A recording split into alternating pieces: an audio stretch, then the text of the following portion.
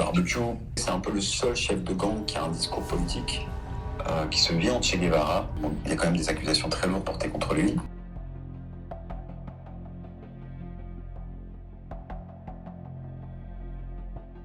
Un ancien policier, il a été policier pendant très longtemps, avant de prendre les armes, parce qu'il était poursuivi pour avoir participé à un massacre dans un quartier qui s'appelle La Saline. Et du coup, il a pris les armes et il a créé un gang.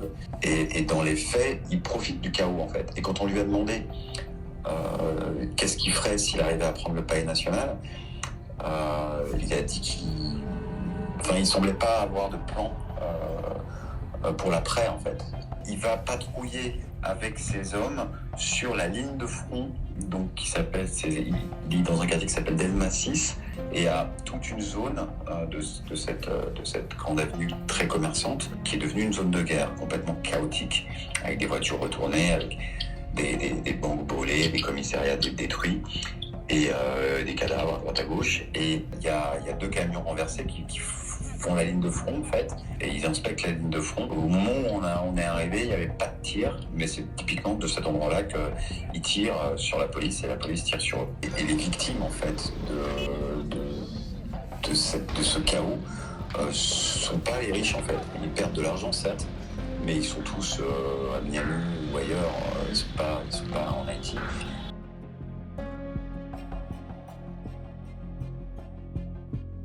Et ce sont les petites gens, en fait. C'est le massacre de Pétionville auquel on a assisté. On est arrivé juste après, où 14 personnes, c'était des petites gens, quoi, des gens des marchands de rue, des laveurs de pare-brise, des ados qui jouent aux cartes dans la rue et qui se sont fait assassiner.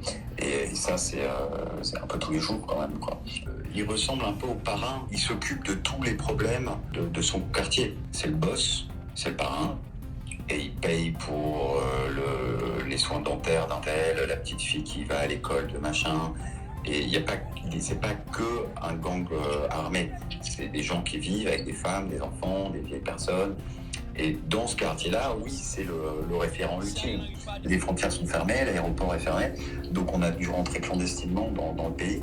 On est passé par une barque de pêcheurs allongée, cachée, pour échapper à la douane de la République dominicaine, qui est voisine. Ensuite, il faut faire 3 heures de moto, il faut traverser des zones tenues par d'autres gangs, puis ensuite, il faut parlementer longtemps, parce qu'il aime les médias, Barbecue, mais il est en pleine guerre, en fait. Donc c'est un chef de guerre très occupé, et il n'a pas forcément envie de nous parler. C'est beaucoup de négociations, beaucoup de patience, sur un reportage comme ça, on attend beaucoup, on passe notre temps à attendre, et puis au bout d'un moment, ça finit par se débloquer.